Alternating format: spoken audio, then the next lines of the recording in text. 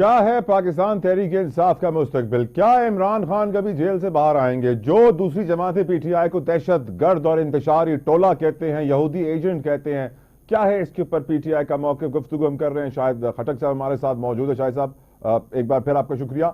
आपसे मैं यही सवाल पहले ही पूछ चुका हूं, दोबारा पूछ रहा हूं, what is the future for PTI? Khattak साहब, पहली बात तो ये कि आपने जिस कांग्रेस के मेंबरान की बात की कि उन्होंने जो बाइडन को लेटर लिखा है इमरान खान साहब के हवाले से, जी देखे जितने भी इस टाइम इंटरनेशनल ऑर्गेनाइजेशन है ह्यूमन राइट्स की, तो वो बार बार इमरान खान साहब की गिरफ्तारी के हवाले से शकूक और शुबात जो है उनका इजहार कर चुके हैं। इमरान खान साहब एक पॉलिटिकल लीडर हैं और इसके साथ साथ वो एक समाजी और वो इसके अलावा क्रिकेटर भी रहे, तो इंटरनेशनली उनको बड़ा रिकग्नाइज किया जाता है, पूरी दुनिया उनको जानती है और पूरी दुनिया उनकी बड़ी इज्जत करती है। तो उन्होंने जो लेटर लिखे हैं हम इसको खुशाइन करार देते हैं, क्योंकि आपको पता है कि जब साइफर आया, बदाखलत हुई, तो तहरीक इंसाफ और इमरान खान साहब ने बड़ा समझाने की कोशिश की तमाम पॉलिटिकल जमातों को कि आप आ जाएं, साइफर देख लें। उसमें जो लैंग्वेज लिखी गई है, धमकी आमेज खत जो मौसूल हुआ है, अगर इसके ऊपर हम सब पॉलिटिकल जमातें स्टैंड ले लें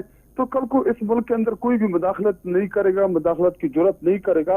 लेकिन अगर आज आप एक साजिश के तहत एक अमेरिका की खुशनुदी के लिए एक अच्छी गवर्नमेंट को गिरा देंगे तो कल को यह मुदाखलत होती रहेगी। लेकिन उस टाइम उन्होंने साइफर को मजाक उड़ाया और साइफर को झूठ करार दिया, लेकिन फिर अल्लाह हक है कि बाद में साइफर जो है वो एक हकीकत साबित हुआ। तो उस टाइम इन चीजों के ऊपर पूरे पॉलिटिकल जमातों को स्टैंड लेना चाहिए था। बाकी इधर हमारे जो आप जिन मेंबरान का तस्करा कर रहे हैं कि मेंबरान ने लेटर वगैरह लिखे हैं, तो इसकी ना कोई हैसियत है, ना ये आगे जाएगा और ना इनको कोई सीरियस लेता है इंटरनेशनल लेवल पे, क्योंकि पूरी दुनिया जानती है कि ये किस तरीके से आए। देखिए इलेक्शन जो होते हैं पूरी दुनिया के मुबस्सिरीन उसके ऊपर बड़ी ही गहरी नजर रखते हैं इलेक्शन के हवाले से, तो उनको पता है कि ये फॉर्म 47 के जरिए आए हैं। इनका ना पॉलिटिकल, इनको पाकिस्तानी वोट कौम ने इनको वोट दिया है, बल्कि कागज के टुकड़े के ऊपर ये मेंबरान बने हैं, इनकी कोई हैसियत नहीं। और रही बात इमरान खान साहब की, जी इमरान खान साहब के साथ 25 करोड़ अवाम खड़ी है और जिस लीडर और जिस जमात के साथ अवाम खड़ी हो तो उसका कोई कुछ नहीं कह बिगाड़ सकती। जी देखिए इमरान खान साहब ने कौम की खुददारी के लिए स्टैंड लिया और उस खुददारी की नतीजे में उसको जेल में डाला गया, तो इंशाल्लाह वो दिन दूर नहीं कि इमरान खान साहब जो है वो जेल से बाहर होंगे। इमरान खान के जितने भी केसेस थे उन तमाम केसेस में इमरान खान साहब जो है वो बरी हो चुके हैं, जितने भी इन्होंने फेक केसेस बनाए थे, और इन्होंने अब ये मजीद भी बनाएंगे।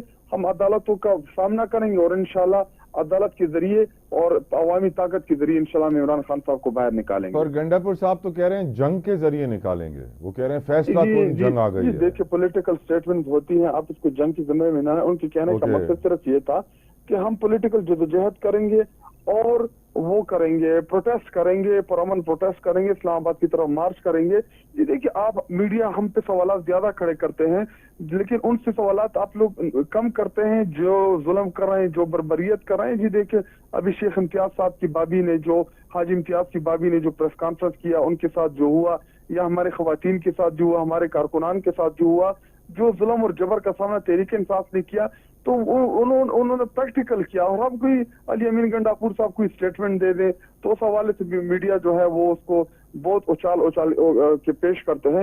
हालांकि माजी अगर आप देखें तो इन्होंने कहा था कि ईंट से ईंटें बजा देंगे, और वो कैसे कैसे नारे इन लोगों ने नहीं लगाए। अली अमीन गंडापुर साहब के कहने का मकसद और मतलब ये है कि हम प्रोटेस्ट करेंगे और भरपूर प्रोटेस्ट करेंगे और हम अवामी ताकत दिखाएंगे, और इंशाल्लाह जिस तरह 9 मई को पाकिस्तानी कौम निकला, इमरान खान साहब को रिहाई मिली, उम्मीद यही है कि इंशाल्लाह इसी तरह पाकिस्तानी कौम निकलेगी और अपने महबूब लीडर इमरान खान साहब को रिहा कराएगी।